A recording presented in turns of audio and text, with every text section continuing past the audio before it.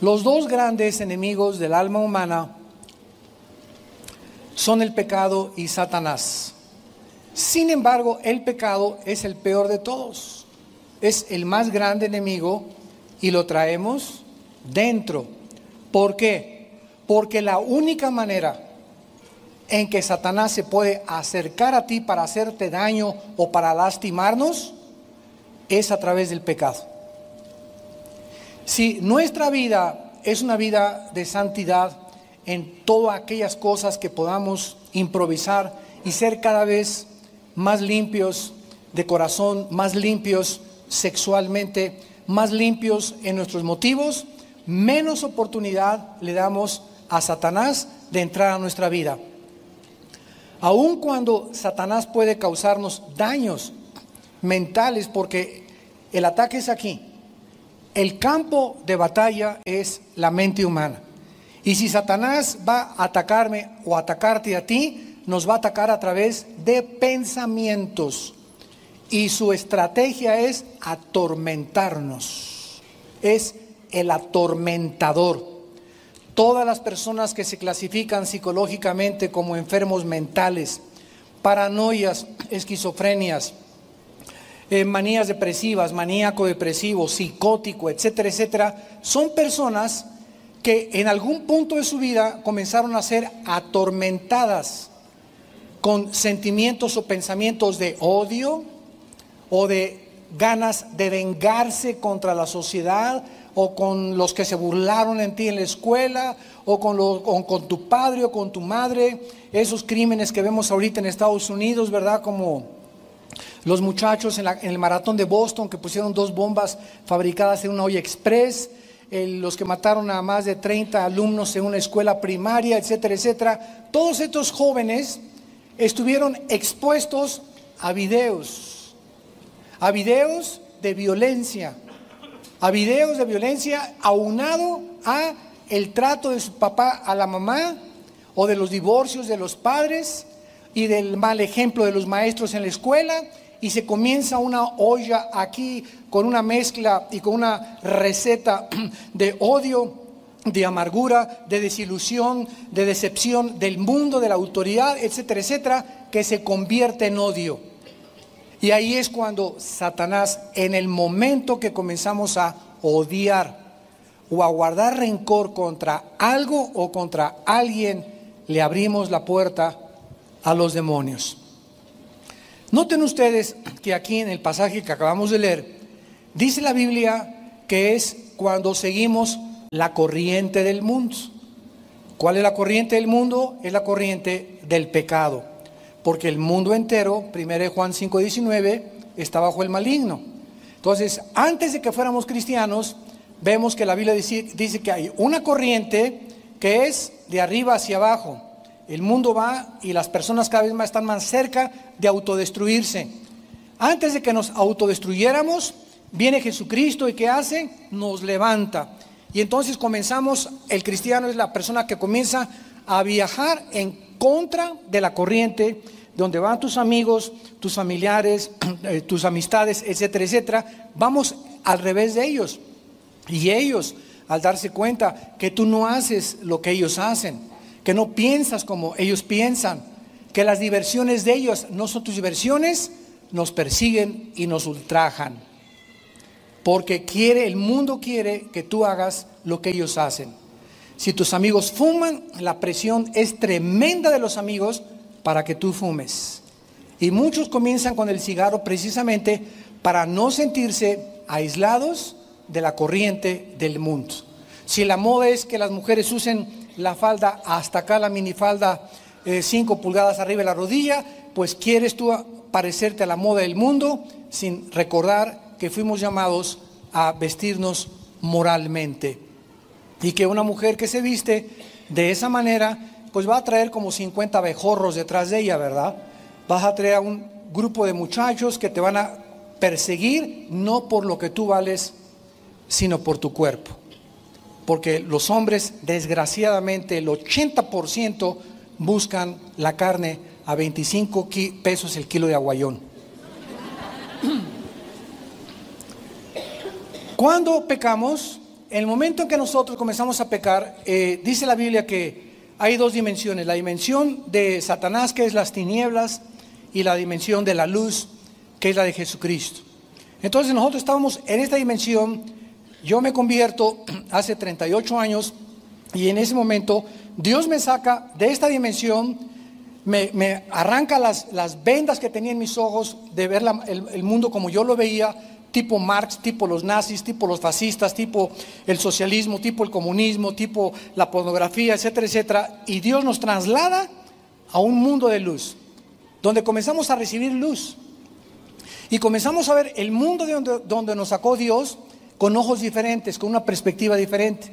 Y comienzo ya aquí en la luz a darme cuenta que de ahí en adelante mi responsabilidad es permanecer bajo la luz.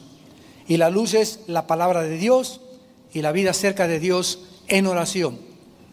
Mientras nos mantengamos en la palabra, guiados por la palabra, viviendo la palabra, alimentándonos, memorizándola, reflexionándola, estudiándola, leyéndola y memorizando la palabra, nos mantenemos en la luz. Y en el momento que viene Satanás para poder atacarme, él solo nos puede tentar. Se le llama el tentador, el peirasmos en el griego. Pero las tentaciones no son pecado. Las tentaciones no son pecado. Pecado es caer en la tentación, que es muy diferente. Entonces, él no digas, el diablo me hizo hacer esto, o por culpa del diablo soy lo que soy, o pobre muchacha, es que está bien endiablada. Bueno, es que el diablo usó solamente las decisiones anteriores que esa muchacha determinó en su corazón para hacer de ella lo que está haciendo ahorita, una esclava de Satanás. La única manera en la que nosotros podemos evitar que Satanás entre a nuestra vida a influenciarnos mental o físicamente es confesando nuestros pecados. Proverbios 28:3. El que encubre sus pecados, el que los esconde, el que es tan tonto y tan loco, tan tonta y tan loca de creer que Dios no te ha visto y no sabe tu vida, el que encubre sus pecados no prosperará. ¿Saben que la palabra prosperar significa avanzar? Es lo que significa prosperar en el hebreo, avanzar hacia la meta, progresar. Eso es la verdadera prosperidad, no solamente económicamente, sino también mentalmente, físicamente, en mi matrimonio, en mi noviazgo, en mi trabajo. Avanzar con bendiciones de Dios. Cuando estamos caminando así en la luz, somos bendecidos y vemos que progresamos. Nos está yendo mejor, ya tengo un mejor salario, ya los problemas en mi casa se están arreglando, etcétera, etcétera. ¿De dónde vienen estas bendiciones? De que yo he cobrado conciencia que cuando ofendo a Dios, inmediatamente tengo que decírselo a Dios. Señor, ayer vi a esa mujer con ojos que relinché como caballo bien alimentado detrás de ella. Señor, hoy en la mañana le grité muy feo a mi abuelita. A mi esposa ayer no debía haberla tratado ni decirle lo que le debía haber dicho. A mi papá ayer me le puse al brinco y no debía haberle faltado el respeto. Pero cuando nosotros hacemos algo malo, como es lo que estoy mencionando, estos ejemplos, y no se los decimos a Dios, Padre, perdóname, se quedan guardados dentro de nuestra alma. Y sin que nos demos cuenta, comienzan a oscurecer nuestra manera de pensar y de razonar. Y cuando venimos a la Biblia nos comienza a dar trabajo entenderla. Comienzo a tener ya no ganas de estudiar ni de ganas de ser santo. Y si yo sigo avanzando en la vida con 2, 3, un mes, 2 meses de algún pecado que hace 2 meses cometí, de fornicación o de pornografía que vi, y no se la he dicho a Dios, voy a comenzar a detener, a frenar mi vida y ya no voy a avanzar. Y es cuando comenzamos a vivir bajo el estrés, sin paz, intranquilos, ya no podemos dormir, ya nada nos cae bien, estamos irritables, no nos dan ganas de nada, creemos que todos son una bola de hipócritas y que todos hacen esto y que todos me ven, que todos me quieren perseguir, que todos me quieren hacer daño, que no hay nadie, que no, me comienzo a comparar con, pues no soy tan peor como esas personas. Y es cuando comenzamos a vivir lo que se llama bajo la maldición. O sea, cuando no avanzamos es maldición. ¿Qué es maldición? Mal, decir, hablar mal. Dios ha hablado que cuando una persona no confiesa su pecado, no prospera. Eso es una maldición. Dios habló mal. Dios te dice, si tú no confiesas, te va a ir mal en la vida. Dice el Salmo 66, 18, si en mi iniquidad, dice David, hubiera mirado el pecado, Dios no me hubiera escuchado. Y en 1 de Juan 1:9 dice el apóstol, si confesamos nuestros pecados, si nos ponemos de acuerdo con Dios, Señor, ayer volví a caer otra vez en la pornografía. Señor, ayer volví a gritarle a mi esposo. Ayer otra vez fui rebelde con mi esposo. Si confesamos, si se lo decimos a Dios, porque Él ya lo sabe, pero al decírselo, Dios quiere que estemos de acuerdo con Él, que lo que estamos haciendo no le agrada a Él.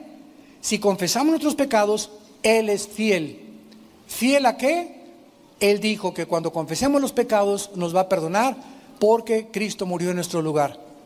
Y además es justo, porque la justicia de Dios nos fue aplicada a nuestra vida en la justificación por la fe cuando nos convertimos. Él es fiel y justo para perdonarnos y limpiarnos de toda maldad. Muy bien. Vamos a ver algo importante acerca del diablo. Satanás conoce algo muy importante de nuestra vida cristiana. Dice Romanos 14, 23. Todo lo que no es de fe es pecado. Todo lo que no es de fe es pecado. En otras palabras, el blanco número 1 de Satanás es destruir nuestra fe, nuestra confianza en Dios. Génesis capítulo 3, versículo 1. Y la serpiente era más astuta que todos los animales del campo, la cual le dijo a la mujer, ¿de veras le crees a esto? Con que Dios dice que no forniques, no hombre, puedes usar el sexo antes de casarte. De veras, Dios dice que debes de diezmar. Eso dice Dios, eso son pamplinas, son tonterías. De veras dice Dios que te sometas al gobierno. De veras dice Dios que ames a tu esposa como amor sacrificial. Satanás ataca y atacó y atacará la palabra de Dios, las promesas de Dios, que es la base de nuestra fe, porque la fe es por el oír y el oír por la palabra de Dios. Entonces el blanco de Satanás es destruir nuestra fe. Dice en 2 Timoteo 4:7, peleamos la buena batalla. ¿De qué? La guerra que estamos librando es una batalla de la fe, en otras palabras, contra la incredulidad.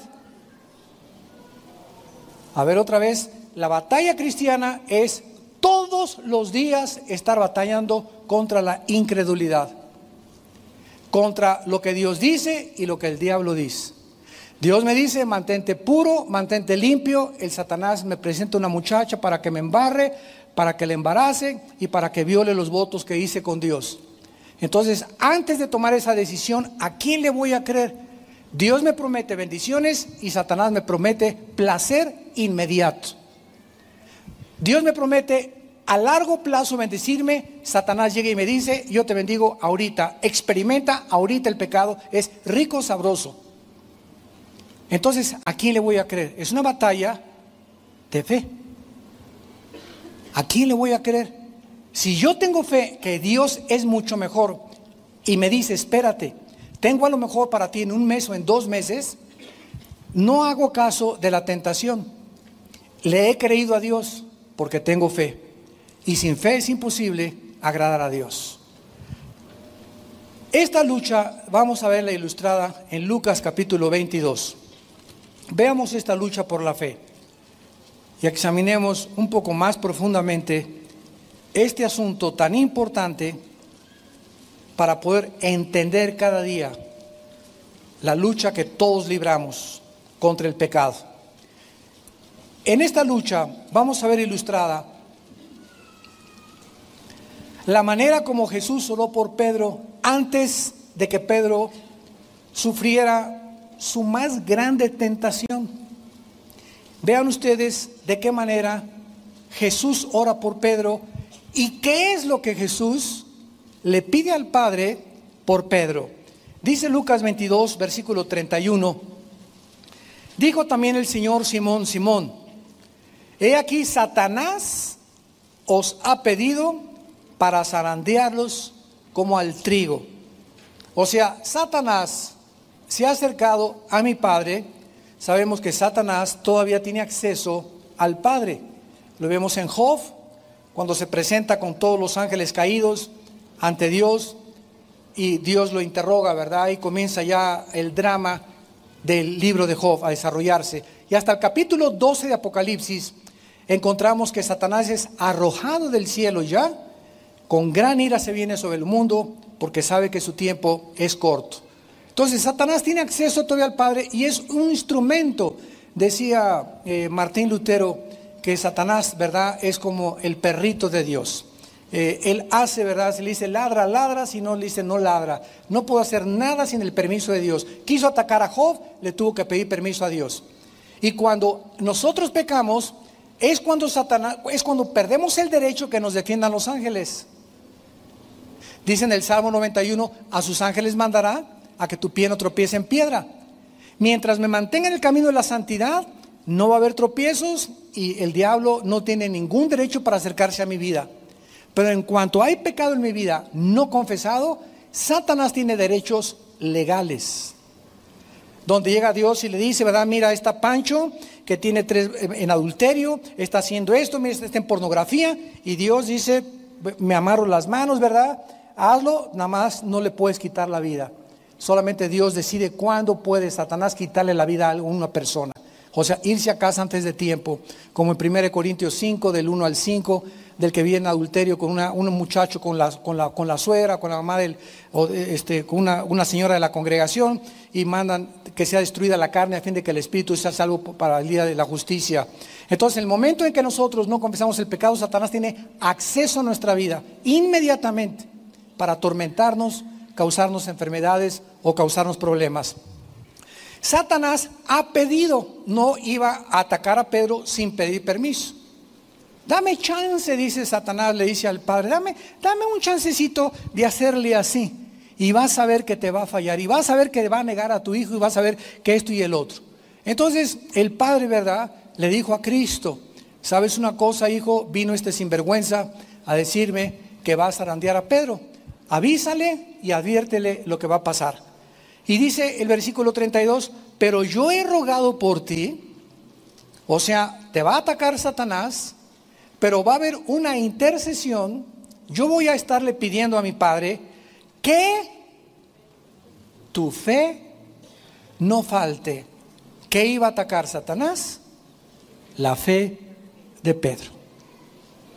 Es el objeto del blanco de sus ataques, nuestra fe. Le voy a pedir a mi Padre que tu fe no falte, y tú lo profetiza ya Cristo. Una vez vuelto, sabía que Pedro no se iba a quedar tirado. Confirma a tus hermanos. La estrategia de Satanás era hacer dudar a Pedro. Las dudas no son malas. Malo es quedarte con las dudas. Así que si yo me encuentro algún día una persona que me diga, mire hermano, yo soy una persona que no tengo dudas, le digo, cálmate San Clodomiro. O ni San Crisóstomo, ¿verdad? Porque ningún santo, ni nadie, el más santo que ha habido, todos hasta que estemos ahí en la cama a los 90 años de edad, 95 años de edad, vamos toda la vida a tener dudas de algo o de alguien. Porque miramos todavía a través de un espejo y lo que sabemos no lo sabemos como lo deberíamos de saber. 1 Corintios 8:2. Entonces, teniendo este razonamiento, ¿qué significa, verdad? Jesús nos da la clave. He orado que tu fe no falte. El ataque de Satanás a nuestra vida es que dejemos de confiar en Él, en su provisión, en sus promesas, en que tenemos un mejor futuro que lo que nos promete el mal. No, el que no tranza no avanza. Bueno, es lo que tú dices. Y tal vez robando o cometiendo fraude o vendiendo droga, vas a progresar durante algún tiempo, pero no vas a durar mucho tiempo, porque el gozo de los impíos es muy corto. Sin embargo, dice Dios, si tú tienes paciencia y esperas, a la larga, sigue vendiendo tus taquitos, sigue vendiendo tus refacciones, sigue haciendo sillas como carpintero, sigue con tu bufete de abogado, sigue como médico, mantén tu honradez en todo lo que hagas. Y aunque parezca que al principio estás sufriendo y no tienes para pagar, si tú mantienes a través de la tentación tu confianza en mí, no te la vas a acabar. ¿Cómo te voy a bendecir? Porque dice uno de los salmos, mirad cuán grande es la bondad que Dios ha guardado. Mirad cuán grande es la bondad que Dios ha guardado. La guarda Dios. Y de repente te abre las ventanas del cielo y sin que te des cuenta, las bendiciones vienen sobreabundantemente. ¿Por qué? Porque has esperado en Él. Y tu impaciencia no te empujó, no te impelió para que tú cometieras el pecado. Ahora, esta significa, ¿verdad?, que este es el blanco de Satanás. Vean ustedes en primera de Tesalonicenses capítulo 3, que Pablo tuvo el mismo problema a las iglesias que él fundaba. Qué importante es esto. Era el mismo problema que a Pablo le preocupaba por todas las iglesias. Cuando dejó Tesalónica, Pablo estaba muy preocupado Pablo. Pero no que cayeran en el adulterio, que cayeran en las drogas, que cayeran en esto, porque todo es la consecuencia, todas las ramificaciones de la falta de fe es precisamente el pecado. Es el momento en que dejamos de confiar en Dios que todos los demás pecados se desembocan. Entonces Pablo nos muestra aquí en esta carta, 1 Tesalonicenses 3, versículo 5, cuál era realmente el problema. Y entonces manda a Timoteo a esta nueva iglesia de Tesalónica para que investigue qué cosa. 1 Tesalonicenses 3, 5, por lo cual también yo, no pudiendo soportar más, Pablo estaba intranquilo, quería estar seguro de qué cosa, envié para informarme de vuestra fe. Si seguían confiando en Dios, si seguían haciendo la voluntad de Dios, no sea que hubiera tentado el tentador como tentó a Pedro. Entonces, si el diablo nos va a tentar, es haciéndonos dudar de lo que Dios nos ha prometido. Nos va a tratar de quitar que no confiemos en Dios, que te va a ir mejor robando, que vas a disfrutar mejor fornicando, que te vas a salir mejor mintiendo, que vas a guardar más dinero no dando tu diezmo y guardándolo en el banco o invirtiéndolo, ¿verdad?, en cosas terrenales. Entonces siempre está lo que Él nos promete y lo que Dios nos promete, y en medio es nosotros somos responsables. ¿Qué camino vamos a decidir? ¿La bendición o la maldición? En todas las cosas de la vida. Ahora en primera de Pedro capítulo 5, Pedro escribe a la iglesia de Asia Menor, haciéndoles una advertencia muy seria. Una vez, algunos pastores ahí en Colombia me hicieron esta pregunta: ¿usted cree que los cristianos puedan tener demonios? Y pues se hizo un silencio porque eran muchísimos pastores en esa reunión de pastores, ¿no?, en una ciudad de Colombia. Y yo les contesté, claro que sí. Y se para un pastor, ¿verdad?, San Crisóstomo. Es que usted lo que está diciendo no puede ser posible, porque el Espíritu Santo, ¿verdad?, donde mora el Espíritu Santo, bueno, sacó sus argumentos. Y qué bueno, o sea, siempre es la ignorancia de conocer un poco más profundamente las Escrituras lo que nos lleva a conclusiones equivocadas. Pero cuidado con el orgullo nada más. Cuidado de creer que ya precisamente es eso, ¿verdad?, cuando no hemos escudriñado profundamente la Escritura. Yo le contesté a este pastor con mucho respeto, le dije, cuando el Satanás ataca a un cristiano, dígame entonces usted si nos ataca como Bambi.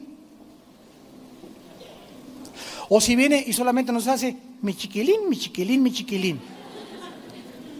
¿cómo ataca Satanás a un cristiano? Y se quedó pensando como un minuto más o menos. Le digo, ¿cómo nos ataca? O sea, ¿nos hace bú en la noche? Bueno, usted contésteme. Y entonces le leí este pasaje en Primera de Pedro, capítulo 5, versículo del 8 al 9. Sean sobrios, esto es una advertencia muy seria, y velad, porque vuestro adversario el diablo, ¿a quién le está hablando? A los cristianos, como Bambi, como una ardillita.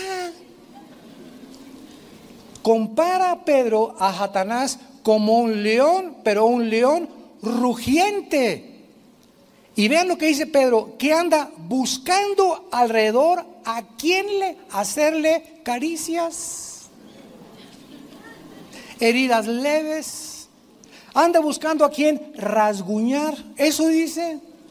Le pregunté a este pastor, dígame usted qué significa devorar. Bueno, cuando un león se come, ¿verdad?, un antílope, un pedazo de carne, se lo traga entero.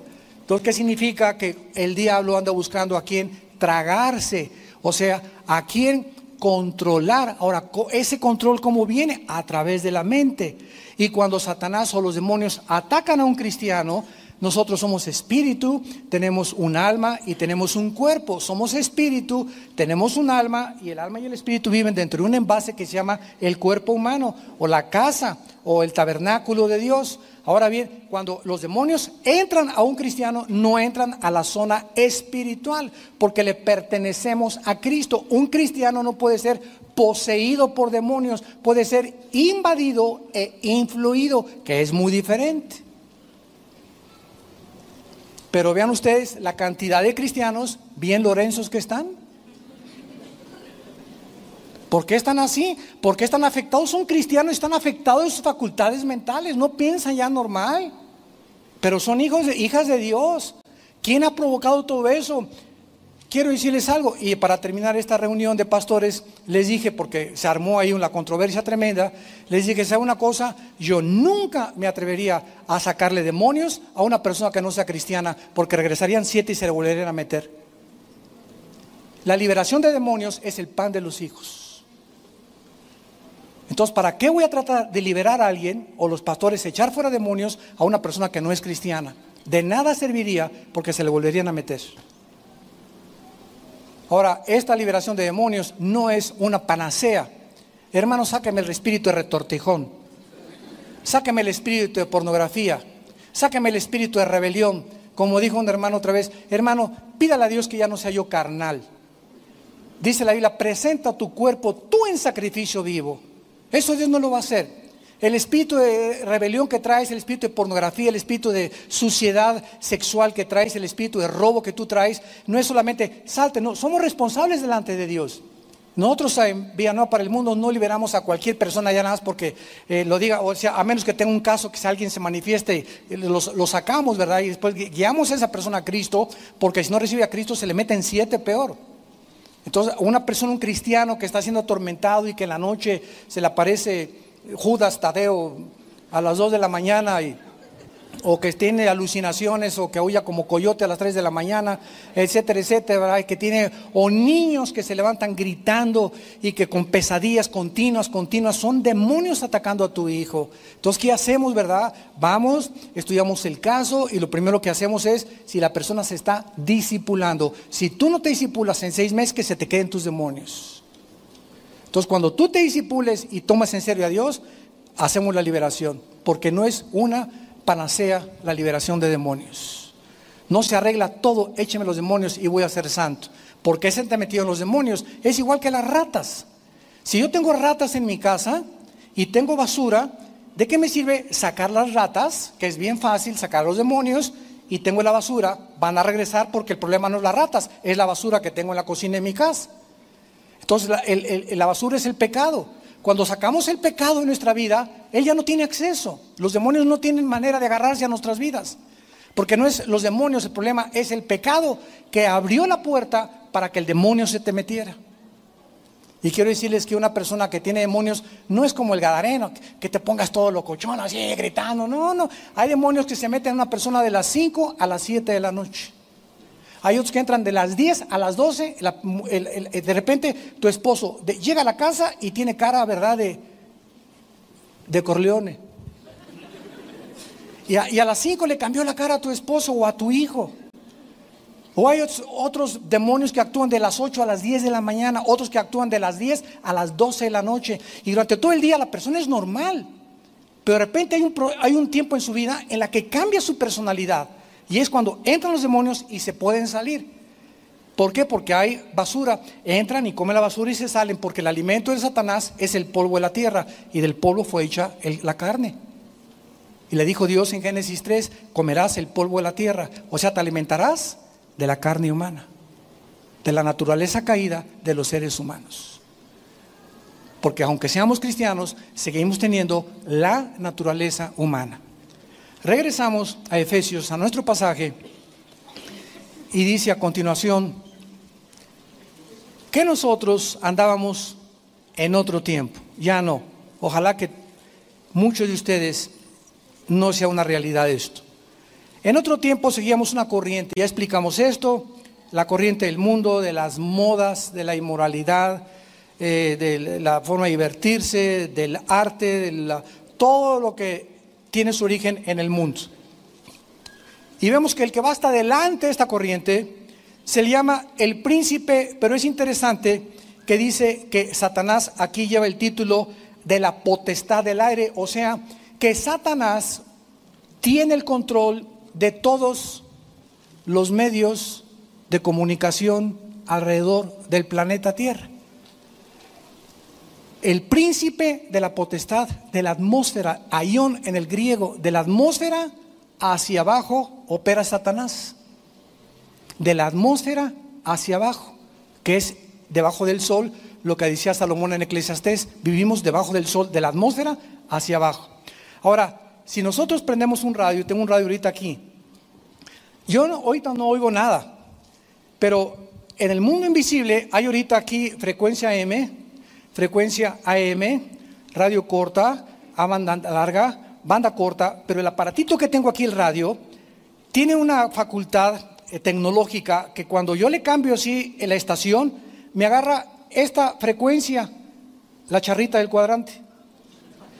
Le doy más adelante y música de banda, más adelante música tranquila, música clásica, pero aquí están todas aquí están junto a nosotros, no las vemos.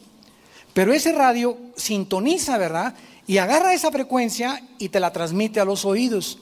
Y agarra nada más la frecuencia que él está tratando de controlar.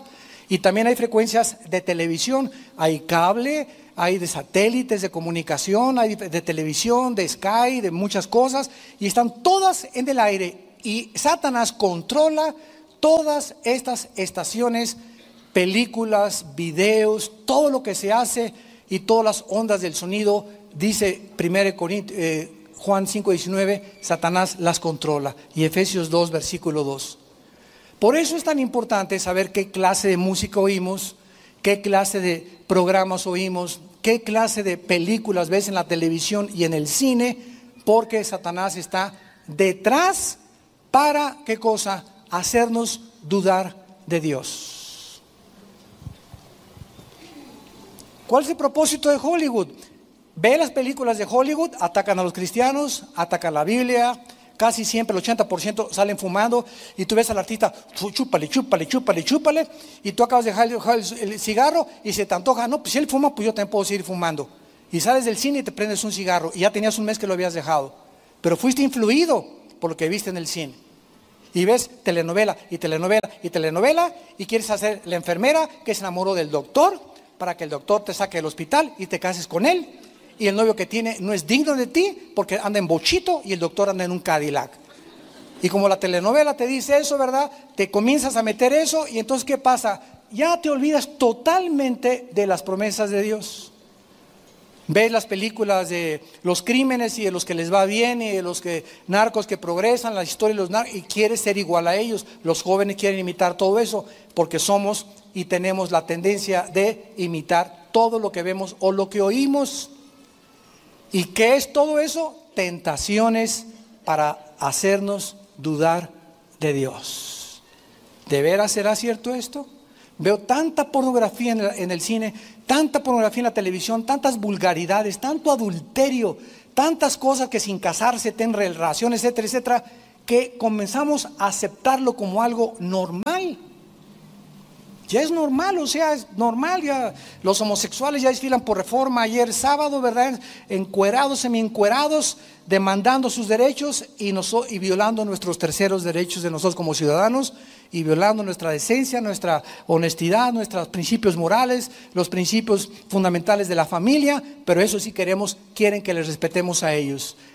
¿Cuál es el propósito del movimiento gay? Simplemente hacer que el mundo lo acepte como normal y los acepten como normales a ellos, casándose uno con el otro. Y el mundo está cayendo en esa trampa. ¿Qué dice Dios? No cometerás inmoralidad. El matrimonio es entre Pepe y entre Juana, no entre Pepe y Chencho. Ahora, vean ustedes que este espíritu que está en el aire operando, que son los demonios, son como las aves del cielo muchas veces, y controlando todas estas cosas, ondas de televisión, ondas de radio. Dice la Biblia que opera. Apunten por favor arriba de la palabra opera, los que les interese, la palabra energeo, que es la palabra griega que se usó. Opera en los hijos de desobediencia. De ahí viene la palabra energía. Estamos profundizando. Hay una energía satánica funcionando en el mundo invisible. Vamos a detectarla y a quitarle la máscara. 1939-1945, esta energía satánica se movió a través de un hombre llamado Adolfo Hitler, que hizo a través de la potestad y los miles de demonios que tenía, que cuando él hablara, cuando hablamos la palabra de Dios, lo dije en la conferencia anterior, en la parábola del sembrador, la semilla de Dios es espíritu y es vida. La palabra de Dios es espíritu y es vida. Cuando Hitler hablaba, cuando los dictadores hablan, cuando los asesinos hablan, cuando la gente de Satanás y los evangelistas de Satanás hablan, mandan demonios cuando hablan en el aliento de su boca. Y cuando Hitler hablaba y la gente lo escuchaba, la gente al ponerse en una situación de receptores, porque para cuando mandas una onda tiene que haber un receptor. Si hay un receptor, la onda no puede ser recibida. Entonces, cuando tú le abres el corazón a una filosofía que no es de Dios, te abres a que esos demonios que salen de ese orador o de ese dictador entren a tu vida. Es una energía que está operando en el mundo. ¿Cómo es posible? Ustedes oyeron en Pensilvania este monstruo que secuestró a 3 niñas y las tuvo 10 años en el sótano de su casa. 10 años, y tú ves a este hombre en el jurado y estaba así mordiendo celeste. No me parezco él, ¿verdad? Pero así le hacía. Se mordía la camisa, ¿verdad? Yo no fui y no quise aceptar su culpabilidad. Ahora, yo le decía a mi esposa, ¿cómo es posible que tenga, que después de esta monstruosidad, 10 años violando a estas niñas? O sea, cuando las liberaron tenía 30 años cada una. A los 15 años, 17 años las secuestró y las tenía en el sótano de su casa durante 10 años. ¿Se imaginan el daño psicológico? Y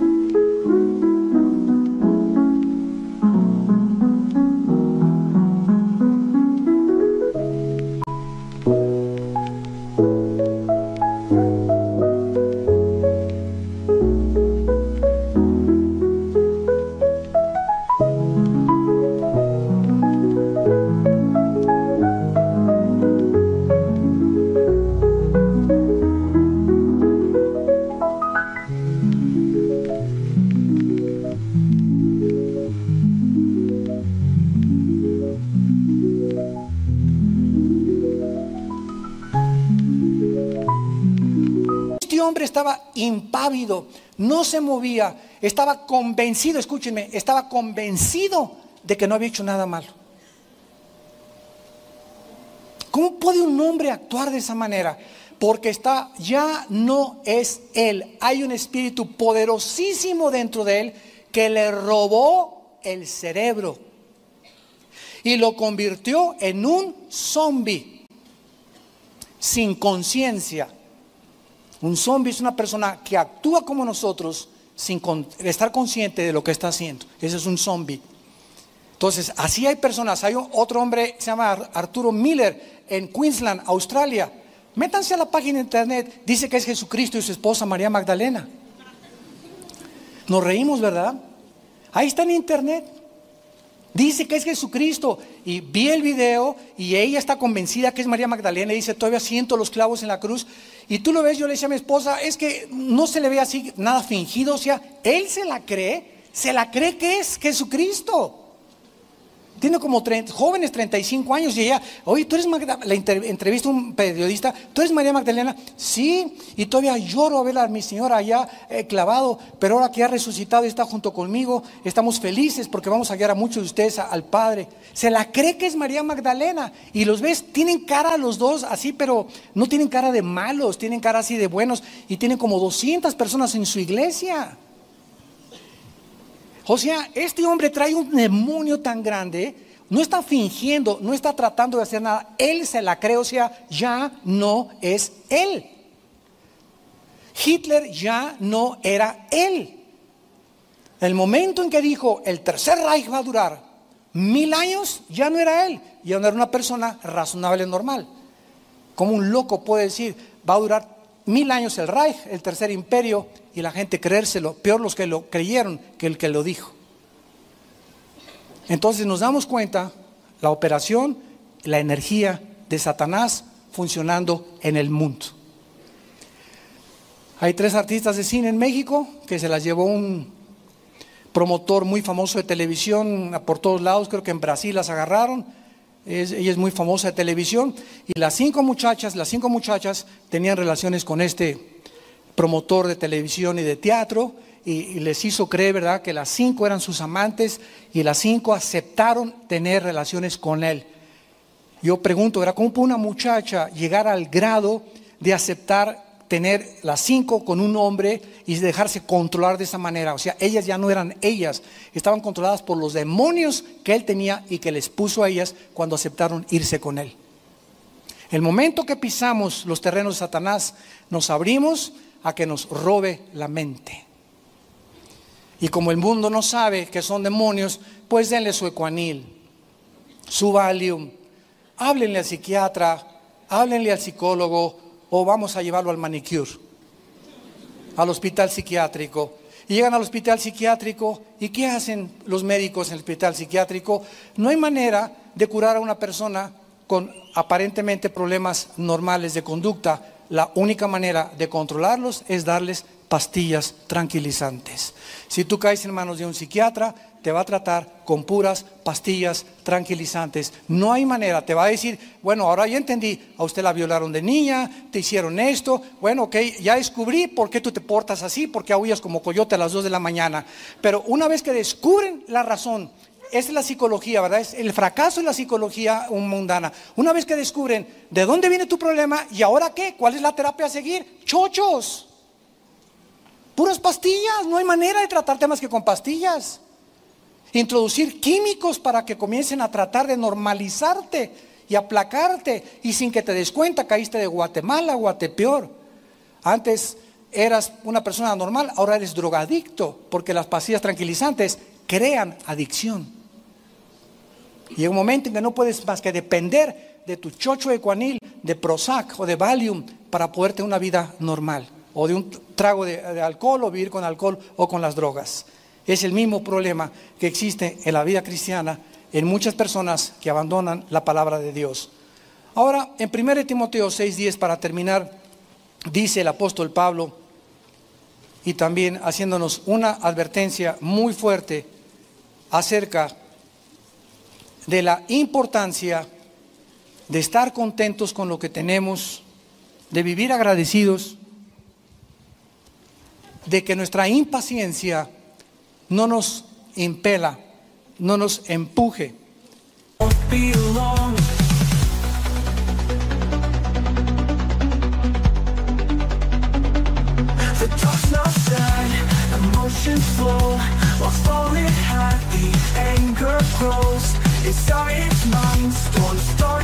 through.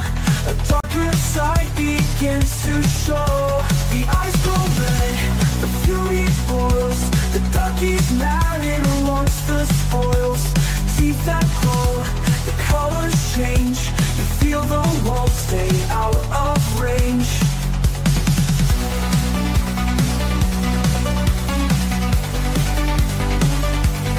Duck's now sad, emotions flow. Lost all it had, the anger grows. Inside its mind, storms start to brew. A darker side begins to show. The eyes glow red, the fury boils. The ducky's mad. No nos precipite a tomar decisiones de las cuales mañana, muchacha que me escuchas, muchacho que me escuchas, varones que me escuchan, decisiones que mañana nos tengamos que arrepentir. Dice 1 Timoteo capítulo 6, versículo 6, gran ganancia. Ya vas de gane. Sí, la piedad es la vida cerca de Dios. La palabra griega eusebia. Gran ganancia vas a tener en la vida, en tu vida cerca de Dios, si estás acostumbrado o te acostumbras a vivir contento con lo que tienes. Con contentamiento. Pablo en Filipenses 4 dijo, he aprendido, vean que requiere aprendizaje. He aprendido a vivir sin dinero. He tenido épocas en mi vida de crisis. He tenido épocas en mi vida, yo las tuve también. Yo tuve una época cuando vivíamos en Acapulco, ¿verdad? Que no comíamos más que los mangos que yo cortaba de la casa y lo que yo podía pescar. Tenía a Lana, Moisés y Andrea, mis primeros 3 niños, ¿verdad? Mi primer matrimonio, chiquitos. Yo estaba de misionero allá en las sierras de la costa de Oaxaca, y la costa chica y la costa grande, y no teníamos nada para poder sostenernos, y vivimos 2 o 3 años, hasta después de 10 años de ministerio, tuve una combi que me regaló un hermano, una combi ya vieja. Andaba en camión en la ruta 100 dando estudios, predicando en los pueblos. Iba yo a Acapulco a predicar en el mercado y me ponía un cajón y me paraba y los mandaba a todos al infierno. Bueno, así muy ignorante. El justiciero llegó aquí a Guerrero, ¿verdad? Y me acuerdo que todas las marchantes, ¿verdad? Lo único que no tenían dinero, me daban pescado de ofrenda. Me llegaba a mi casa con 2 o 3 pescados y ahí los cocinábamos y todo, ¿verdad? Y vivíamos de pescados y de mangos, más de 4 o 5 años. Yo sé lo que es ser pobre, yo sé lo que es vivir pobre y no tener nada. ¿Ustedes creen que así comenzamos? No, comenzamos pero desde abajo. Y hasta los 10 años, hasta 1981, me regalaron una combi vieja, usada. Y ahí iba chaca, en San Juan Totoltepec, donde comenzamos la iglesia, donde comenzamos en un garaje, una casa en Satélite, pero íbamos a San Juan Totoltepec, nos pasamos después al Cine Apolo, del Cine Apolo al Centro Cívico, del Centro Cívico llegamos para acá. Y así nos ha traído Dios por todos lados.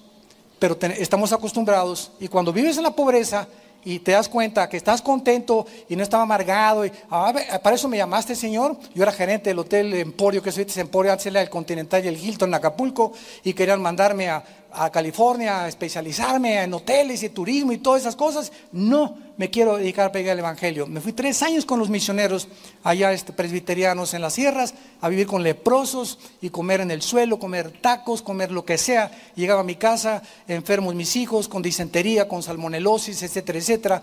No se imaginan cómo comenzó nuestro ministerio, desde abajo.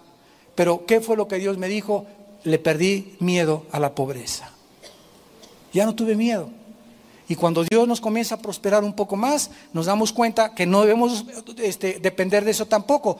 Tenemos que aprender a vivir contentos con o sin. Porque si solamente tienes ahorita contento porque tienes y después ya no tienes tu fortaleza en Cristo. Porque todo lo podemos en Cristo que nos fortalece. Entonces eso es lo que Dios nos quiere enseñar. Gran ganancia es la piedad acompañada con lo que tienes. Porque teniendo sustento y abrigo, estemos contentos con eso. Llega ahorita me llevaron aquí a mi oficina un taco que venden aquí enfrente de chile relleno con frijoles. Qué manjar me acabo de comer.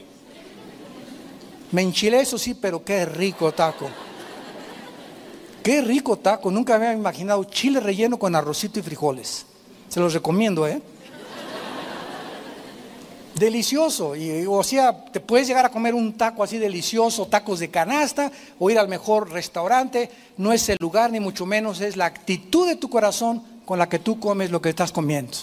Dale gracias a Dios por los totopitos, por ese taco, por ese tibón, por esa manjar o esa langosta. Pero no es eso, es estar contentos con eso. Porque los que quieren enriquecerse caen en tentación, y ahí está, en la trampa de Satanás.